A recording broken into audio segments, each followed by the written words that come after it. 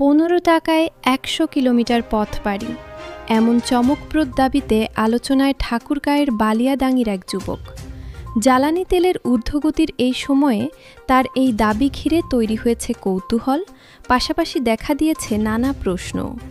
বিস্তারিত জানাচ্ছেন আমাদের প্রতিনিধি।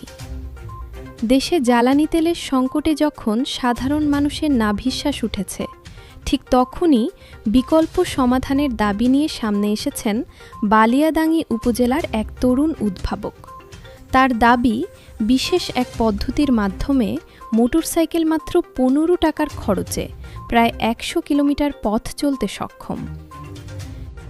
আমরা এক সপ্তাহ ধরে বিকল্প খুঁজতেছি, তেলের বিকল্প গবেষণা করতেছি, যেটাকে গবেষণা বলা চলে। আমরা গতকাল যেটা গবেষণা করেছি, আজকে সেকেন্ড টাইম গবেষণা এসেছি। তো গবেষণা হচ্ছে এই দেখছি প্রায় টেস্ট ড্রাইভ হবে।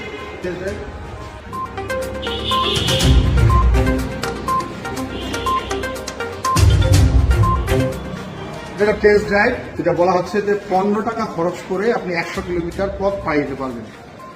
এখন এই প্রযুক্তি জানা নেই, আমরা কি সেই পেট্রোল নির্ভর থাকবো নাকি ই বাইকে যাবো, এই সিদ্ধান্ত এখনই নেওয়ার সময়। আমরা যাচাই বাছাই করছি, আমরা 4টি কোম্পানির বাইক পরীক্ষামূলকভাবে চালাবো, 4 জনে কিনে এরকম প্ল্যান করেছি। এরপরে যে কোম্পানির বাইক সর্বোচ্চ সার্ভিসটা আমাদেরকে দিবে, সেই কোম্পানিরই আমরা বিনা টাকায় প্রমোশন করবো। তো আপনারা থাকেন আমাদের সাথে। যুবকটি জানান, দীর্ঘদিন ধরে গবেষণা ও পরীক্ষার মাধ্যমে তিনি এই প্রযুক্তি নিয়ে কাজ করছেন। তার মতে এটি জ্বালানির বিকল্প একটি ব্যবস্থা, যা পরিবেশ বান্ধবও হতে পারে।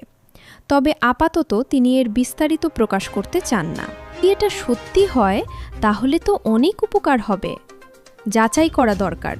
এদিকে বিশেষজ্ঞরা বলছেন, এমন দাবি সত্য হলে তা অবশ্যই বৈজ্ঞানিকভাবে পরীক্ষা নিরীক্ষার মাধ্যমে যাচাই করা জরুরি।